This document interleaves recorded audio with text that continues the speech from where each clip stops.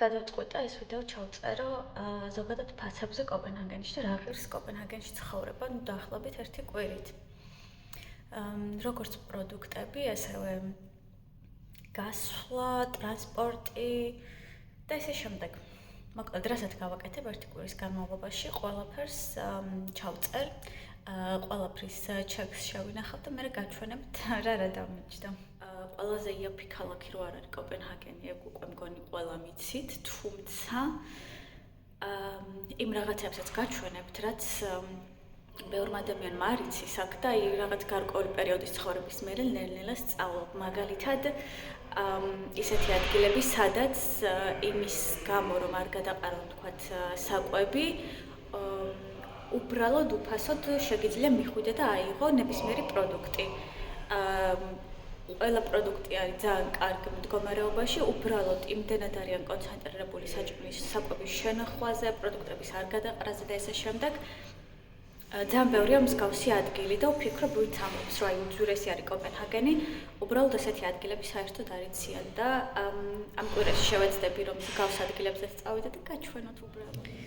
ეხლა ვიღებ მხოლოდ ერთი კაპუჩინო, იმ კაფეში, სადაც მოხალისე ვარ. ჩემს ვლოგს ვუყურებ. რამოდენიმე პროგრამა აქვს სტუდენტების და შეგიძლია იყო მოხალისე ნებისმიერ პროგრამაში და ამ ძალიან კარგი ადგილია, იმიტომ რომ გაიცნობ სხვა სტუდენტებს, ძალიან ბევრი მეგობარი ყავს ამ სახელიდან, იმიტომ რომ შარშანდელიდან მოყოლებული ვაკეთებ ამას, ოღონდ როცა გინდა მაშინ იღებ ცვლას და უბრალოდ მოდიხარ და ერთობი. და რადგან მოხალისე ხარ, გაქვს ყველაფერზე ფასდაკლება. ეხლა ვიღებ მხოლოდ ერთი კაპუჩინო და გადავიხადე 13 დანიური კრონა, რომელიც არის დაახლოებით 2 ევრო. და კოპენჰაგენში კაპუჩინო 2 ევროდ უბრალოდ არ არსებობს არსად. აქ ხშირად მოვდივარ ხოლმე, იმიტომ რომ ჩემს სახლთან ძალიან ახლოსა. ძალიან კარგი ადგილია სამიცადინოდან, სამუშაოდან უბრალოდ ნებისმიერი სხვა ადამიანის სანახავად და გასართობად, თუ დროის გაყვანა გინდა. ასევე არის ინტერნეტი, კაფე-ბარი, თუ რომის ჭამანს დაგჭირდება მეცადინეობის დროს. მოკლედ იდეალური ადგილია ყველაფერი ერთად. და ყოველთვის ვიცი, რომ როცა მოვდივარ 1-2 ნაცნობს, მაინც ვნახავ, იმიტომ რომ შარშანდელიდან მოყოლებული რო ვარ მოხალისე, უკვე ბევრს ვიცნობ აქ საკმაოდ და ისინიც იგივე ფიქრებით მოდიან ხოლმე. ამიტომ ხო, ეს 2 ევრო ერთ ყავაში სასაცილოდ იაფია კოპენჰაგენისთვის, იმიტომ რომ ეწყება დაახლოებით 5-6 ევრო და ნებისმიერ სხვა ადგილას. ამიტომ თუ ფიქრობთ აქეთ წამოსვლას, სტუდენტების სახლი აუცილებლად გაითვალისწინეთ. მით უმეტეს სტუდენტებისთვის, რომლებიც უმეტესად სტიპენდიაზე ცხოვრობენ, ალბათ იდეალური გამოსავალია. ახლა მივდივარ სტაჟირებაზე და გადავწყვეტე წავიდე მეტროთ, იმიტომ რომ საკმაოდ ცივა და ზუსტად ვიცი, რომ აწვიმდება და ქარიც ამოვარდება. თავიდან ვფიქრობდი ველოთი წავსულიყავი, მაგრამ 35 წუთი მჭირდება ველოთი, რომ მივიდე იქამდე და თან ვიცი, რომ გავიყინები, თან მარჯვენა ფეხის მუხლი ძალიან ტკივა და გადავწყვიტე, ამიტომ მოვიწევს ახლა გადახდა 3 ევროს. სხვადასხვა ფასი აქვს სხვადასხვა დროს. როცა ბევრი ხალხი მგზავრობს შენთან ერთად, აი ეხლა მაგალითად ყველა სამსახურში რომ იდის, ღირს 3 ევრო. ისე 2.5. ძვირია საკმაოდ.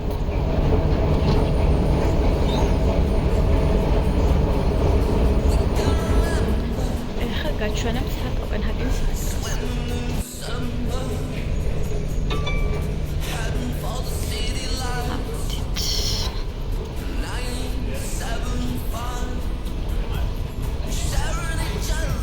ну ეს მეტროები რო საოცრება, ისეთი სუფთა, ისეთი კომფორტული, ისეთი ლამაზი.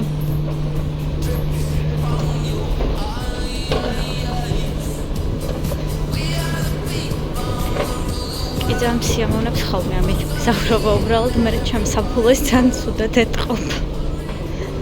ძალიან იშვიათად საქმე წავს პრობლემა, იმიტომ რომ ადამიანი არ მართავს AI-ა და 24 საათის განმავლობაში მუშაობს ყოველდღე. ეგ შეიძლება არ იცოდეთ, ამიტომ ახალი ფაქტი. ხოდა ძალიან იშვიათად აქვს პრობლემები და ახლა მომიწია მოდი.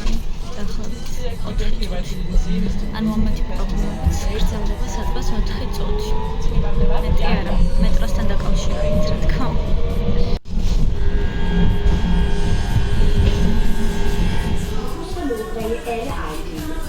This train terminates here. Please leave the train and remember to bring all your... როგორც თქვი, მომიწია დაახლოებით 23 დანიური კორონას გადახდა, ანუ ხო სადღაც 3 მეტრია. ეხლა 10 წუთი დაახლოებით კიდევ უნდა ვიარო, სანამ მივალ სტაჟირებაზე და მგონია, რომ აი ოქტომბრის ბოლოსკენ რო არის ხოლმე ხან წვიმა, ხან ქარი, თარო ცივა, რა სეზონია რო ვერ იგებ. აი ზუსტად ეგრეა ეხლა. არა და ივნისი მთავრდება და 2 დღის წინ მიცომერ აღნიშნეს აქ. ერთადერთი ქვეყანა, სადაც მიცომერს აღნიშნავენ დღეში ყველა სეზონის ამინდით. სიგიჟე აქაური ამინდები. თან ძალიან ცივა. ისევ ზამთრის გურთუკით დავდივარ. სტაჟირებაზე ვარ 3 ინტერნი, მე და 2 ბიჭი, ერთ-ერთი იტალიელია და მეორე ნახევრად გერმანელი, ნახევრად კოსტარიკელი და ხვალ ერთ-ერთი ბიჭის ბოლო დღეა, იმიტომ რომ ბრუნდება იტალიაში, ამიტომ გადავწყვიტეთ სტაჟირებაზე, რომ ერთად ვქონოდა ლანჩი, სადმე გავსულიყავით ერთად და გადავწყვიტეთ წავსულიყავით ერთ-ერთ კორეულ რესტორანში, რომელიც ახალი გახსნილია აქ კოპენჰაგენში. კადრებსაც გაჩვენებთ. ჩემთვის პირველი გამოძიება იყო, იმიტომ რომ კორეული საჭმელი არასდროს არ გამისივინე, არც საქართველოში და არც ახლა და ძალიან მომეწონა, უგემრიელესი იყო ყველაფერი მართლა. თან ძალიან კარგი ბალანსია, როგორც მსუბუქი, ასევე შედარებით ცოტა მძიმე საკვების. უგემრიელესი იყო ყველაფერი. რაც შეეხება ფასებს, ამ შემთხვევაში არაფერი არ დამიხარჯავს, იმიტომ რომ ჩვენმა ბოსმა დაგუპატიჟა და გადაიხადა. ამიტომ დღეს სავარაუდოდ ისევ არაფერს დავხარჯავ, 4 შაბათია. თან მით უმეტეს, როცა სტუდენტი ხარ და მით უმეტეს, როცა კოპენჰაგენში, სტიპენდია ჩათვალეთ, რომ გაქვთ არა საცხოვრებლად, არამედ უბრალოდ გადარჩენისთვის. ამიტომ თუ სადმე რამის დაზოგვა შეიძლება, არა მარტო მე, არამედ თითქმის ყველა ჩემი კლასელი და ბედნიერები ვართ ხოლმე. და ზოგადად, როცა მოვდივარ სამსახურში, ყოველთვის ლანჩი არის დაფინანსებული ჩვენი უფროსის მიერ, ამიტომ ლანჩში არასდროს არ ვიხდი საკვებს. მხოლოდ საუზმეს ჭამ ხოლმე სახლში, როცა დრო მაქვს, ყოველთვის არ მაქვს დრო, იმიტომ რომ ვერ ვიღვიძებ უბრალოდ სანადრე.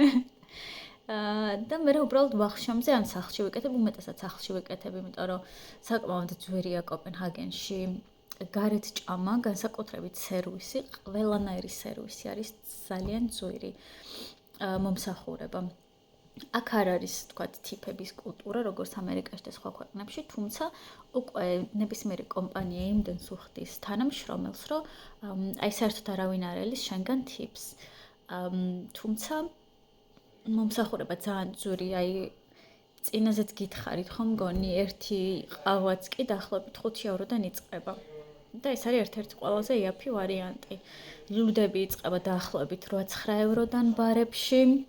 თუმცა რა თქმა უნდა არსებობს ადგილები, სადაც შეიძლება შედარებით ნაკლებად ნახოთ, ან რაღაც ფასდაკლება იყოს, ან უბრალოდ შეთავაზება, მაგალითად ბევრ ბარს აქვს თუ 3 ლუცა იღებ, მე-4 შეგვიძლია ნახევარფასად, ან მე-5 უფასოდ, ან ესე შემდეგ და კიდევ სტუდენტების სახლში, სადაც მოხალისევართ, რაც ადრეს გაჩვანეთ, იქაც შედარებით არა საკმაოდ ნაკლებ ფასად ნახავთ ლუცაც.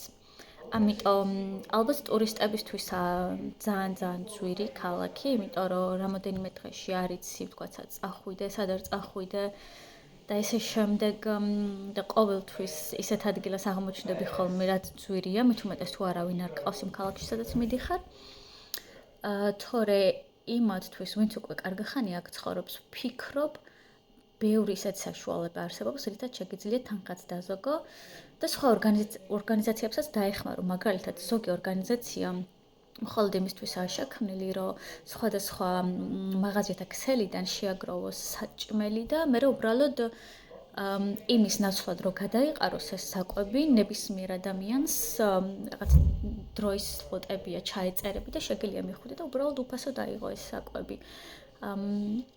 ესეთი ორგანიზაცია დაახლოებით 3 მაინც არსებობს კოპენჰაგენში, სადაც მეც მივდივარ ხოლმე და უბრალოდ უფასოდ მომაქვს საკვები, უმეტესად ბოსტნეული, ხილი და პურეული. ფიქრობ, ეგ ძალიან კარგი შეღავათია, იმიტომ რომ ყველაზე ძვირი პრინციპში აქ ბოსტნეული და ხილი არის, ხილი განსაკუთრებით. ხო, ამიტომ ვფიქრობ, რომ შესაძლებელია რაღაც გარკვეული დროის მერე ცხოვრების უკვე შენ თვითონ განსაზღვრო, როდის წახვიდე, სად წახვიდე, სად არ წახვიდე და ესე შემდეგ.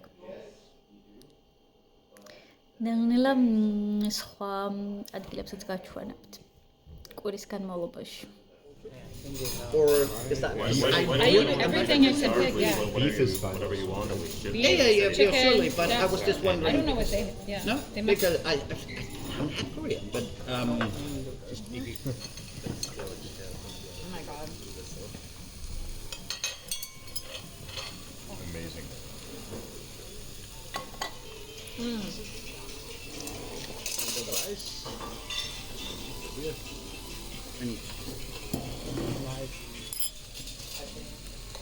Yeah, the meat is better, I think.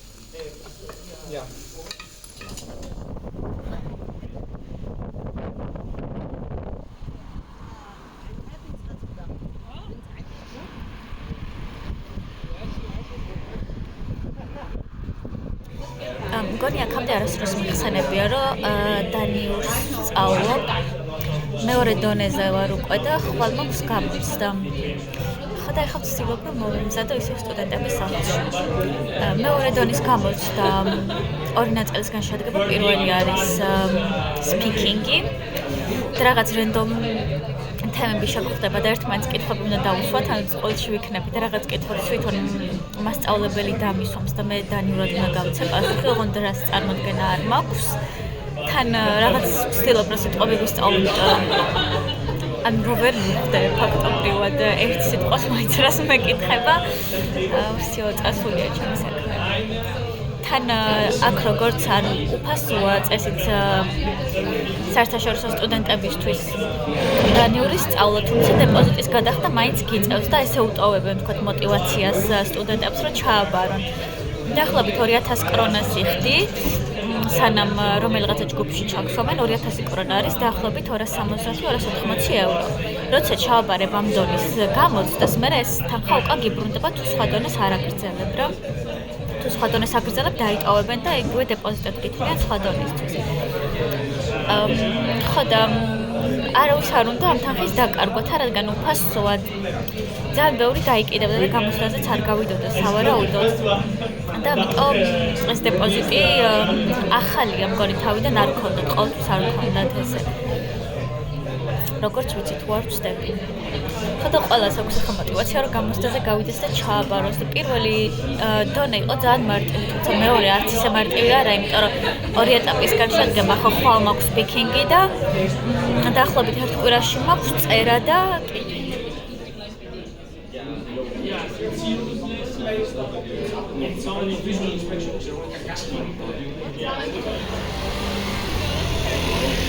ეხლა უნდა გასწავლოთ კოპენჰაგენში ყველაზე ნაკლებ ასეთ შეგიძლიათ ბურგერები ჭამოთ.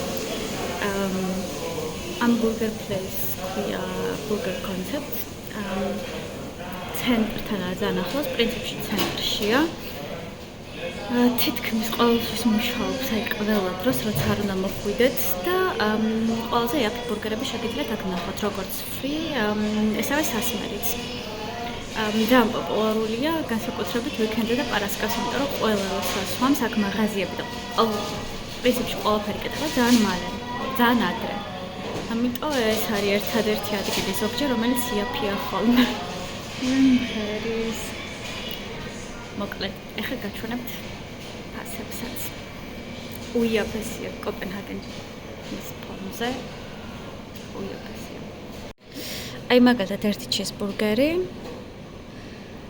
ღის 19 კრონა, რომელიც დაახლოებით 3 ევრო, ანუ 2 ევრო და 80 ცენტი. ასევე ხედავთ სხვა ბურგერებსაც, რომლებიც საკმაოდ იაფია მაინც.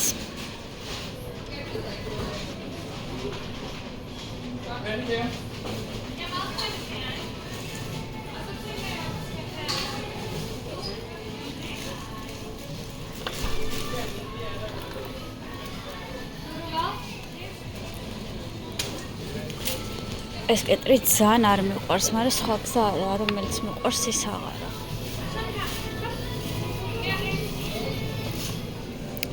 დღეს ძალიან ცხელა, ამიტომ ნაყინი აუცილებლად. აი ფასებიც რო გაჩვენოთ, დაახლოებით 7.5 კრონა არის 1 ევრო. და აი ამ ნაყინებს დაახლოებით ესეთი ფასები აქვთ 30, 35, 45 და ესე შემდეგ. ანუ ნაყინი იაფი ნამდვილად არ არის აქ. თან განსაკუთრებული არაფერი არა. ეს გადავწყვიტე, რომელიც 30 კრონა აღერს. გასინჯული მაგდა ძალიან საყვარელი, იმიტომ რომ ბევრი კრემით არა და მე არ მიყვარს კრემიანი ნაყინები.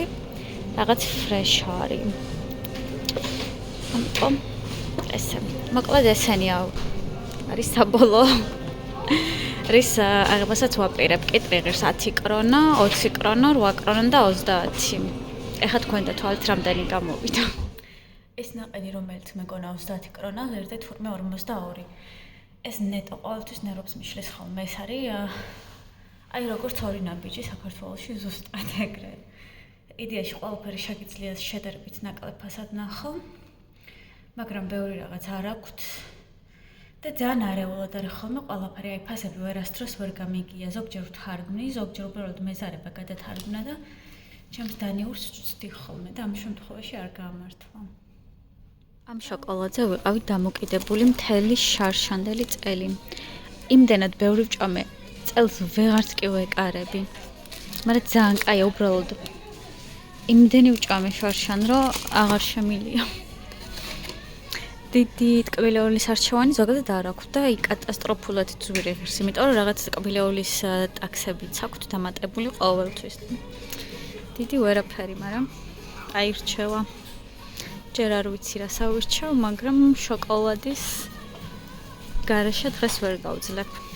ერთი ტობლერონი ავიღე და ერთი ეს, იმიტომ რომ ძალიან მიყვარს, ძალიან გემრიელია.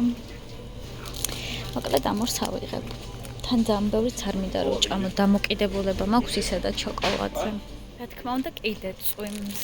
ესეც ორი შოკოლადი 16 კრონა. მაგრამ ყველაზე მნიშვნელოვანი ახლა რა არის იცი? დაბა გამოიცანით ვინ ჩააბარა ახლახანს დანიური გამოცდა. ძალიან მიხარია სპიკინგის ნაწილი ჩავაბარე და თან მასწავლებელმა თქვა ძალიან კარგი იყო. რითაც ნამდვილად ვამაყობ, იმიტომ რომ დანიური არ ვიცი თუ მოგისმენიათ ოდესმე, მაგრამ საშინელად ჟღერს. და გამოთქმებიც არის საშინელება. ამიტომ თუ ვინმე მგითხრათ რომ კარგიაო, დაუჯერეთ. ზოგადად ვიდეოს ვდებ ხოლმე შაბათობით YouTube-ზე, მაგრამ დღეს არის შაბათი და არ გადავწყვეტე არ დამედო, იმიტომ რომ დღეს მინდა წაგიყვანოთ ერთ-ერთ ადგილას, რომელსაც ქვია Mailbox. დანიურიდან ითარგმნება როგორც საკვების ყუთი. და ეს არის მოხალისეობრივი ორგანიზაცია, სადაც ეს უმეტესად სტუდენტები და არ მხოლოდ სტუდენტები მიდიან სხვადასხვა სუპერმარკეტების ქსელებში და აგროვებენ იმ საკვებს, რომლებსაც შესაძლოა მარკეტები აღარ ყიდიან, თუმცა საჭმელად გამოსადეგია, რა თქმა უნდა, აგროვებენ ერთ ადგილას და მერე უბრალოდ ადამიანებს აძლევენ უფასოდ, ან უბრალოდ შენ შეგიძლია რაღაცა დონაცია გააკეთო. გააჩნია, ახლა მე რადგან სტუდენტი ვარ, სტუდენტებისთვის ახლა 25 კრონა, რომელიც არის 3 ევრო. და დაახლოებით 7-დან 10 კილოგრამამდე საჭმლის წამოღება შეგიძლია. ახლა საჭმელში რას გულისხმობ? საუმეტესად ხილი, ბოსტნეული, პურეული, ან ძალიან ბევრი სახეობის კარგ პურს ნახავ, რომელიც ზოგადად ძალიან ძვირი ღირს, მხოლოდ ერთი ღირს ხოლმე 3 ევროზე მეტი და ხილი ზოგადად აქ ძალიან ძვირი, ამიტომ ძალიან კარგი ვარიანტია და უმეტესობა არ მიდის იმის გამო, რომ იაფია, უმეტესობა მიდის იმის გამო, რომ უბრალოდ არ გადაყარონ საკვები. აქ ეგ მაინცეთი არის, აი რაღაცა წინა პლანზე. თან ისეა, რომ აი აქამდე არსად არასდროს მსგავსი არ მინახავს. ხო და გაჩვენებთ იმ ადგილს. time slot-ები აქვს, უნდა ჩაეწერო წინასწარ და იმ რაოდენობის ყუთს გაამზადებენ. და ხა 3-ზე ვარ ჩაწერილი და წავედით.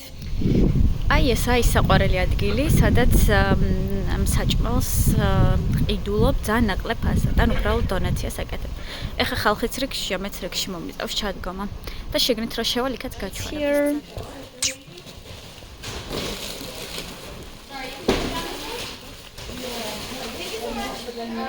Thank you.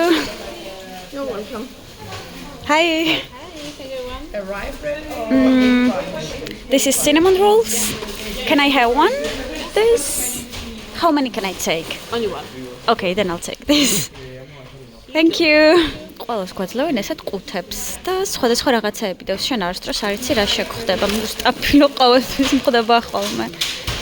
და რა თქმა უნდა ბულგარულიც, რომელსაც არასდროს არ ვჭამ. ნუ მარწყვი, ბროკოლი და ესე შემდეგ ზუსტად არასდროს არ იცი რა ხდება, მაგრამ ყოველთვის ძალიან ბევრი რაღაც ხდება ხოლმე და ყველას ესეთი ბოქსები, ავოკადოც შეგვხვდა. კარტოფილიც ზოგჯერ ხდება ხოლმე 3 შეკრა, მარწყვი. ძალიან ბევრი რაღაც. კიდე საუსი. და პურები. ყველაფერი ორი დიდი tote bag და ერთი დიდი ჩანთა, ზოგჩანთა. გავავსეთ და წავედით ახლა სახლში. ეს ყველაფერი ამ ყველაფრისთვის გავაკეთა 25 კრონას დონაცია, რომელიც არის დაახლოებით 3 евро. და 3 евро მხოლოდ ალბათ ერთი პატარა შეკურა ხილი ღირს. არა, 3 არა, 5 евро. ესე გამოიყურება ის პროდუქტები, რაც ავიღე. ეგრეთ წოდებული unboxing-ის მერე. მოკლედ აი ამ ყველაფერში, ეს ყველაფერი ამომივიდა ჩემ ჩანთაში, ბროკოლზე ვგიჟდები და ძალიან გამიხარდა. cinnamon roll-ი უკვე შავჭამე ნახევარი. აი ამ ყველაფერში გადავიხადე 25 კრონა, რომელიც არის 3 евро. ხო, ძალიან იაფია. სტუდენტისთვის და ვფიქრობ, რომ მხოლოდ სტუდენტისთვის mailbox-ი არის აი ფანტასტიკური საშუალება თანხის დაზოგვისთვისაც და უბრალოდ თავს მაინც კარგად გრძნობ რომ მიდიხარ და იღებ საკვებს, რომლებიც შეიძლება მე გადაყარონ. Why not? თან უმეტესად სტუდენტები არიან, მაგრამ არა მხოლოდ სტუდენტები, როცა მიდიხარ ხოლმე და რიგში დგები, ნუ ჩემ თავზე ვლაპარაკობ ხა. ძალიან ბევრი ზრდასრულიცაა და დანიელები განსაკუთრებით, იმიტომ რომ აი ამათ რო აქვთ ეს რაღაც პასუხისმგებლობის გრძნობა, community feeling-ი და რო აქვთ გათავისებული რომ რაღაც კარგს აკეთებენ ამითან უბრალოდ ნაკლებ საკვებს ყრიან, მიდიან და დონაციასაც ბევრად მეც აკეთებენ ხოლმე, იმიტომ რომ ამ დონაციას მე იყენებენ ტრანსპორტში და ესე შემდეგ. მოკლედ თუ კოპენჰაგენში გადაწყვეტთ ცხოვრებას, ან სწავლას, ან უბრალოდ ჩამოხვალთ და გინდათ ბიუჯეტური დასვენება მოიწყოთ, ან სახლში ამზადებთ ხოლმე საჭმელებს, ვფიქრობ, რომ ძალიან კაი ვარიანტია. კვირაში 3-ჯერ შეგიძლიათ ხოლმე მისვლა, შემიძლია აღწერაშივე დავლინკო მათი ინსტაგრამი, სადაც აღწერაში უდევთ ლინკი, სადაც შეგიძლიათ ხოლმე დარეგისტრირდეთ და მე აუცილებლად მიხვიდეთ იმ დროს. როგორც მახსოვს, შაბათს არის ხოლმე, ანუ დღეს ახლა რო ვიყავი, 4 შაბათს არის ხოლმე და მგონი 2 შაბათს. ამიტომ ამ დღეებში თუ აქეთ მოხვდებით, ფანტასტიკური გამოსავალია. ამის გარდა ძალიან ხშირად ვიყენებ ხოლმე Too Good To Go's. ვფიქრობ, რომ ბევრმა თქვენგან მაიცის, იმიტომ რომ დანიური კია, თუმცა არ არა მხოლოდ დანიაში, სხვადასხვა ქვეყანაშიც არის. საქართველოში არასდროს არ გამომიყენებია და აქ ჩამოსვლამდე არ ვიცოდი ამ აპის არსებობის შესახებ. და ესეც ფანტასტიკური, ანუ დღის ბოლოს რესტორნებს, ან კაფეებს, ან მაღაზიათა ცენტრებს, ქსელებს თუ რჩებათ რაღაცა საკვები, რომლებიც აი საჭმელად გამოსადეგია იდეალურ მდგომარეობაშია, მაგრამ უბრალოდ რჩებათ, ძალიან ბევრად ნაკლებ ფასად ყიდიან ხოლმე და შეგიძლიათ იქაც ნუ მიუთითოთ და რაღაცა გადაიხადოთ ძალიან ცოტა.